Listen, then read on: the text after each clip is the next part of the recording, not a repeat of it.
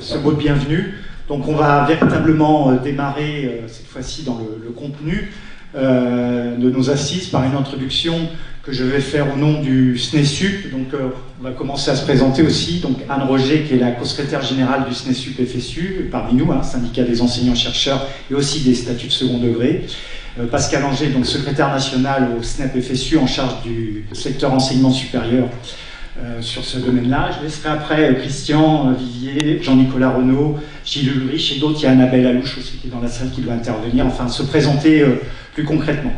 Donc dans cette introduction, au nom du SNEP et du SNESUP, on vous souhaite la bienvenue, qui se situe, précisons-le d'entrée, dans un contexte international à plein de points de vue très dégradé. Je n'insiste pas. Donc assises qui sont le report de celles que l'on devait faire en mars 2023. Ceci suite au mouvement social sur les retraites, dans lequel nous étions partie prenante, et Rennes était fortement engagée, que ce soit du point de vue enseignant ou étudiant, dans cette bataille.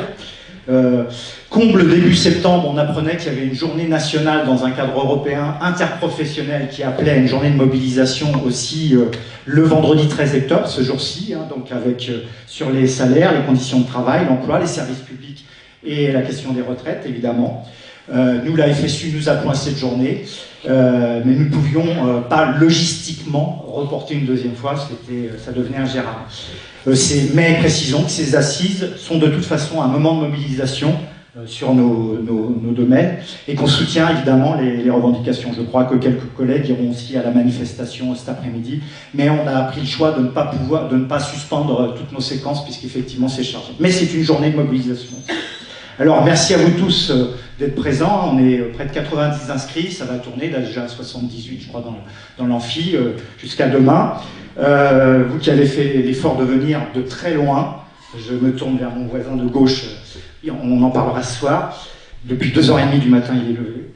Voilà. Nous saluons aussi des collègues qui sont connectés dans les Drômes, les territoires d'outre-mer. Merci à toute l'équipe d'Orga, je n'insiste pas. Et encore merci à l'Université de Rennes 2, à travers son président qui nous accueille pour ces 2 jours et l'assurer. Alors, pourquoi ces assises du sport à l'université, portant sur quelles pratiques, formation et recherche, face aux enjeux politiques, sociaux, démocratiques, à la nécessité d'égalité et aussi à la nécessaire et urgente transition écologique. Et pourquoi faire? Rappelons que 2024 est l'année des Jeux Olympiques à Paris, et qu'Emmanuel Macron, notre cher président, a décrété le sport en 2024, grande cause nationale.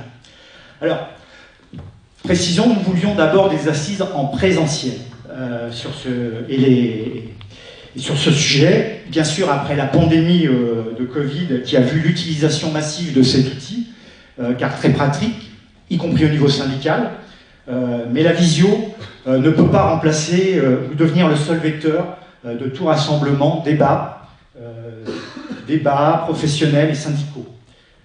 Des types d'interactions positives en présentiel ne sont pas présents en visio. Il nous semble que c'est un élément fondamental. Donc nous voulions d'abord renouer avec la rencontre physique, et j'espère que déjà c'est arrivé ce matin, vous avez pris plaisir à revoir physiquement ou à apprendre à connaître. Pour beaucoup on se voyait qu'en visio, mais on ne se reconnaissait pas. Là c'est quelque chose d'important qu'il nous semble. Bref, d'autres richesses se créent en présentiel, je ne développe pas. Je précise, cette déclaration elle est faite au nom du SNESUP et du SNEP.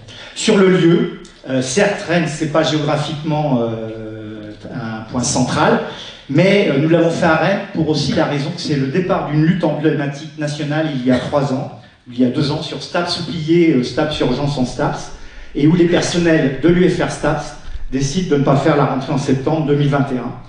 Entre parenthèses, une forme de lutte qui est devenue assez rare et exceptionnelle dans les universités.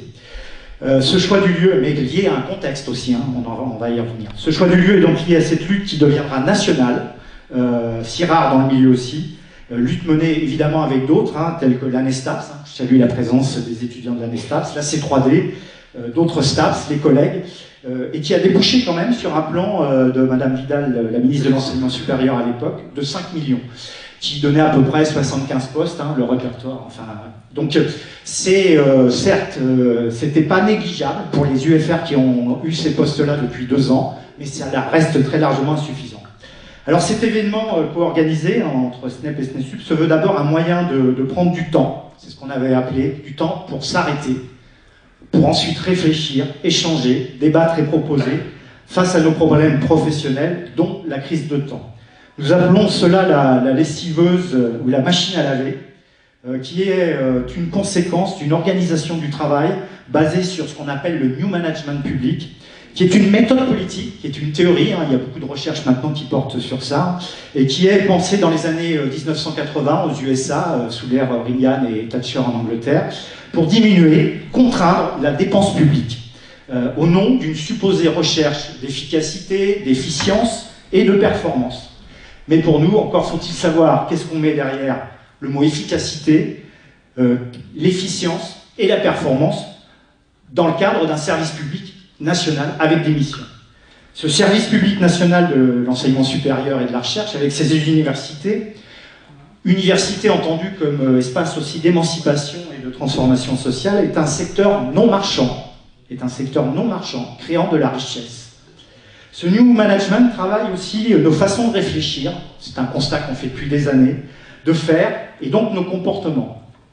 Elle nous entraîne dans la création de nouvelles stratégies professionnelles qui, selon nous, nous individualisent, nous isolent, nous morcellent, nous désynchronisent d'un point de vue national, voire nous psychologisent, je m'arrête là dans la liste, bref, nous divisent ou nous écartent les uns des autres, et provoquent de la souffrance au travail. On en reparle demain, il y a une séquence là-dessus. Donc, ce New Management est une théorie, une pratique pour penser aussi et pour nous adapter à l'austérité. Alors, c'est-à-dire, selon le discours officiel, hein, c'est faire mieux avec moins, mais vous voyez bien que depuis 10-15 ans, on est passé de faire mieux avec moins à faire moins avec moins. Je n'insiste pas, l'hôpital est un très bon exemple là-dessus. Austérité qui signifie la diminution de la dépense publique. Voilà. Je ne sais pas si c'est en... peu importe. Ça va, ça fait bon. Et donc, limitation des dépenses publiques, quels que soient les besoins réels, dont l'augmentation du nombre d'étudiants à l'université, et les missions assignées. Faire un effet marquant, c'est le manque de recrutement de personnel dans toutes les catégories de personnel, titulaires, fonctionnaires. Et pour nous, c'est un problème central à débloquer de ce point de vue-là. Pour étayer cette affirmation sur la limitation ou la diminution de la dépense publique, très rapidement, cette première diapo qui est tirée de la DEP, la division de l'évaluation de la prospective et de la perspective, qui est repris par l'INSEE, enfin c'est sérieux, c'est étudié, c'est la dépense intérieure d'éducation, de la maternelle jusqu'à l'enseignement supérieur, qui est rapportée à la richesse dite produite chaque année dans un pays. D'accord? Et alors on peut discuter sur le pays, ça s'appelle le PIB, on peut discuter sur les critères, etc. Mais en tout cas, c'est un thermomètre qui a lieu depuis les années 80. Ce qu'on constate là très vite, si vous voyez la flèche, c'est que la dépense, la DIE, atteignait plus de 7,6% de mémoire, je crois, 7,7% en 1996. C'est le point haut, c'est-à-dire que le pays décidait politiquement de consacrer 7,7% du PIB de l'époque pour son système éducatif qui va jusqu'à l'enseignement supérieur. Et vous voyez que depuis 1996, le pays consacre de moins en moins de pourcentage de sa richesse produite par rapport, sur le système éducatif. Nous sommes à 6,8, 6,9. Ça, c'est les chiffres 2021. Nous attendons la nouvelle note de la DIE qui va sortir prochainement. Voilà. Mais pour être encore plus précis, c'est que vous avez ici des courbes, alors je ne sais pas si vous voyez très bien, mais ici, vous avez celle le plus haute, après c'est différencié par secteur, le primaire, le secondaire, la moyenne d'ensemble, et vous avez ici la courbe de l'enseignement supérieur, d'un point de vue global, université, grandes écoles, les STS, etc., les IUT, et vous voyez que cette moyenne baisse aussi depuis 2005, 2007, 2008, au moment de la... Je ne sais pas si c'est... On n'a pas étudié. Je vais plus loin. Là, c'est par dépenses moyennes par étudiant. Alors là, c'est le secondaire entre collège, lycée professionnel, primaire. Mais ce qui nous intéresse, nous, ici, c'est entre la moyenne dépensée chaque année pour les STS, par exemple, pour les CPGE, les grandes écoles, et l'université. Et vous voyez que pour l'année dernière, on était à 10 240 de mémoire. Et je me suis amusé, je suis cette question-là pour la FSU sur les questions économiques. Si on reprend, alors tout ça, c'était en euros constants, c'est-à-dire avec l'inflation. Là, on est en euros courants. Et vous voyez qu'en 2017, le politique décidait de consacrer 10 330 € par étudiant, d'accord, et maintenant nous en sommes en 2021 à 10 270, c'est-à-dire qu'on baisse. Et on voit bien, enfin, tout ça se traduit par la question de la difficulté du tournoi continental. Mais voilà pourquoi on parle qu'il y a vraiment un souci sur ce sujet-là. Donc, et c'est pour ça que symboliquement, on s'amuse un peu quand même, on essaie de faire les plaisirs. On a mis une petite boîte, 1 centime d'euro pour Madame Retailleau, la ministre, mais c'est pour le budget de l'ESR pour 2024 qui s'annonce redoutable. Et je ne vous laisse pas la parole, mais je sais que France Université est en colère à juste titre sur les problèmes de dotation et que les problèmes vont continuer. C'est une analogie aussi avec un petit clin d'œil à ce que Bernard Arnault, qui a des difficultés, je crois, de fin de mois, mais qui donnait pour les Restos du Cœur. C'est politiquement, on voit bien ce qui se joue derrière ça. C'est grave que notre employeur ne mette pas par rapport aux besoins, par rapport aux conditions d'études des étudiants, ce petit souci-là. Voilà. Donc, les processus donc, à l'œuvre... il y a vraiment une volonté de limiter, c'est dans les discours officiels. Les processus à l'œuvre aussi via les contre-les-réformes, ça sera abordé ce matin avec Anne sur ça, mais d'un point de vue schématique, ça vise quand même à défonctionnariser, beaucoup de contractuels sont recrutés depuis 10-15 ans, à dénationaliser, on voit bien l'éclatement, y compris à travers les diplômes, et à territorialiser aussi. Alors, territorialiser, c'est un débat plus complexe, parce que c'est intéressant aussi d'avoir le contact avec les territoires, mais voilà, le problème, c'est que c'est au détriment du national, d'une cohérence nationale dans le cadre d'un service public national. Alors ce propos, il est schématique, pour faire très court, et sûrement plus complexe que cela, bien sûr, et puis on peut se rétorquer que nous avons aussi nos propres difficultés, contradictions et défaillances internes au sein des services publics, certes. Mais le résultat de ces politiques, New Management et austérité, touche toutes nos structures de services publics, et entre autres à l'enseignement supérieur, et entre autres les STAPS, les SWAPS et les INSPE. Voilà. La dégradation des conditions de travail est flagrante. Les témoignages, là, on n'est pas allé chercher, enfin on a pris au hasard, enfin les collègues qui ont cité, mais les interviews démontrent bien la réalité des choses. Donc cette combinaison New Management austérité a amplifié l'accélération, la multiplication des tâches, les missions, les heures comptes, je ne vais pas délayer. Ceci avec beaucoup d'étudiants, de plus en plus d'étudiants à accueillir dans le même temps. Donc on voit bien l'effet décalage. Le fatalisme et l'acceptation que l'on n'a pas le choix, c'est ce qu'on entend, nous sommes contraints par ces contraintes économiques, fait qu'il faut faire avec ce qu'on a, et ça implique ce que nous on appelle, c'est pas péjoratif, mais un adaptationnisme ou une résilience, c'est-à-dire on fait avec, voilà, et à des mauvaises conditions de travail, c'est-à-dire on accepte la dégradation de nos conditions de travail, mais ceci pour éviter de trop mauvaises conditions d'études ou de démocratisation de l'APSA pour les étudiants et les étudiantes. Voilà. Et c'est le reflet, quelque part, cet adaptationnisme ou cette résilience, le reflet de nos consciences professionnelles de fonctionnaires de services publics. Donc là, il y a une forme d'aliénation qu'il faudrait qu'on arrive à déjouer. Ces politiques, ces contextes entraînent surcharge de travail, fatigue, souffrance, et ce qu'on constate aussi depuis des années, syndicalement, c'est le nombre de conflits interpersonnels et interstructurels, et ça occupe aussi pas mal de temps dans l'aide qu'on apporte aussi aux collègues, et puis ça envenime les choses, c'est vraiment pas une bonne ambiance, ce qu'on peut dire, de travail. Et ça nous fait perdre au bout du bout, soit on en fait trop, on en fait beaucoup pour les étudiants, on est en fatigue, soit on se dit je peux plus, moi là je peux pas pour X raisons, je me replie. Mais au bout du bout, ça nous fait perdre le sens du travail, le sens de nos métiers et de nos missions. C'est ça le problème, et ça c'est dramatique. Et puis nos enquêtes prouvent bien, SNESUP, SNEP, on mène des enquêtes sur les conditions de travail, les collègues nous disent effectivement, témoignent de ça.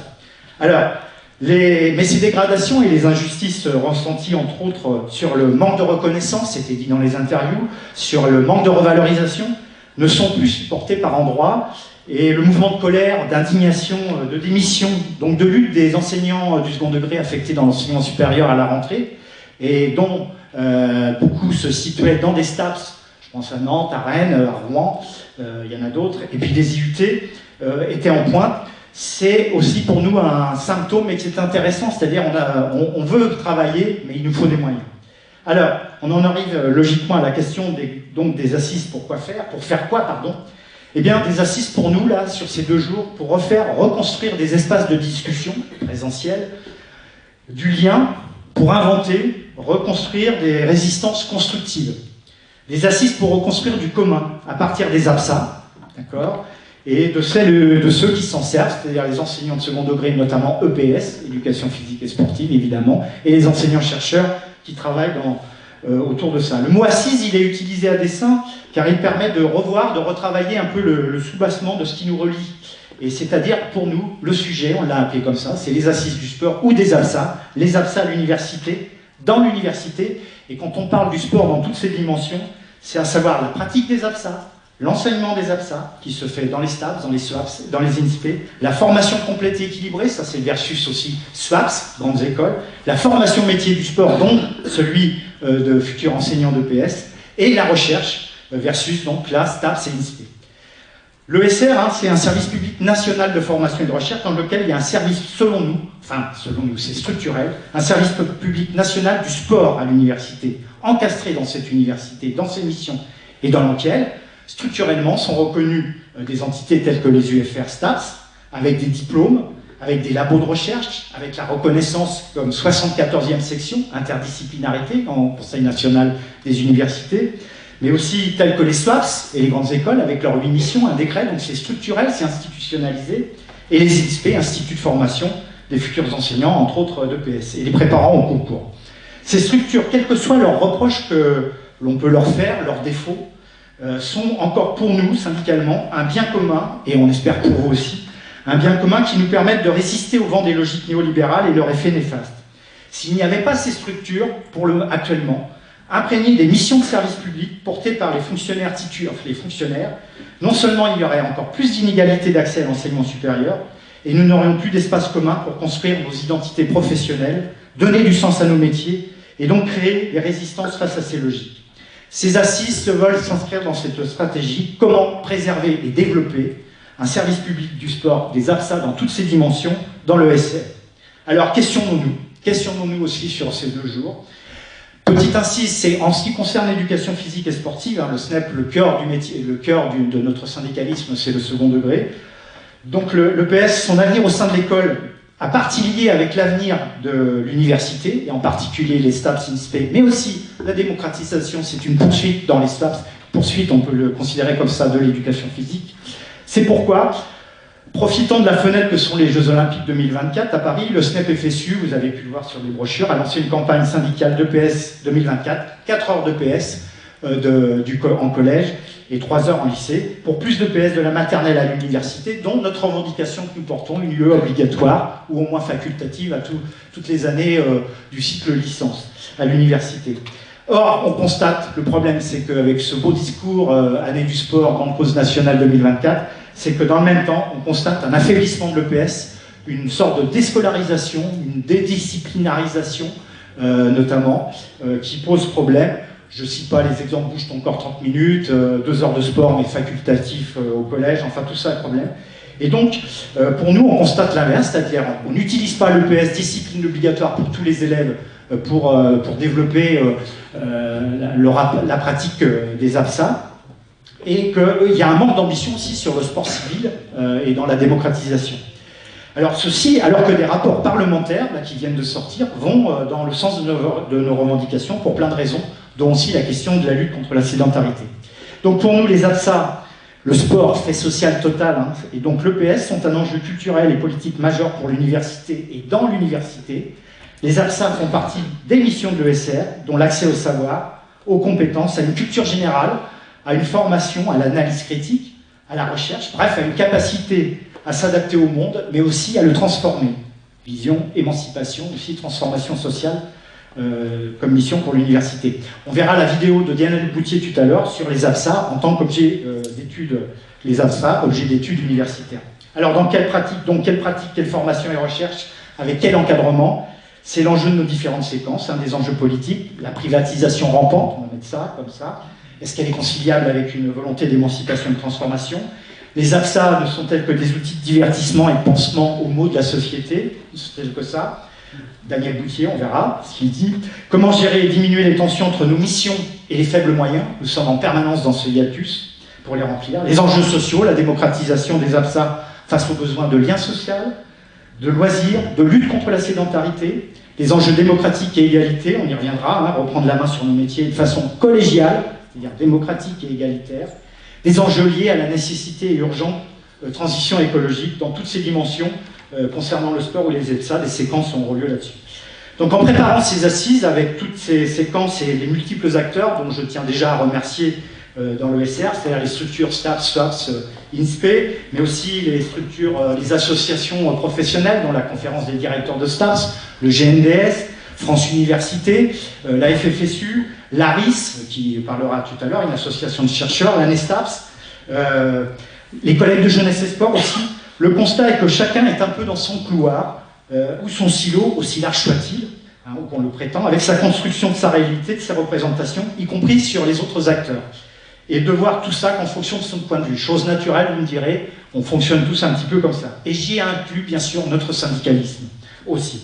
Donc un des enjeux de ces assises, c'est de travailler à plus élargir notre focale, d'englober, de mieux dévoiler aussi la complexité du sujet sport ou APSA. Donc la recherche était incontournable. Voir si l'on peut mieux articuler, compléter nos visions en représentation et si possible, mieux revendiquer pour peser face aux enjeux. Il faut nous interroger aussi sur nos pratiques professionnelles, nos revendications, sur l'identité de nos diverses communautés et structures, leurs liens, complémentarités, je pense TAPS, SINSPE, etc.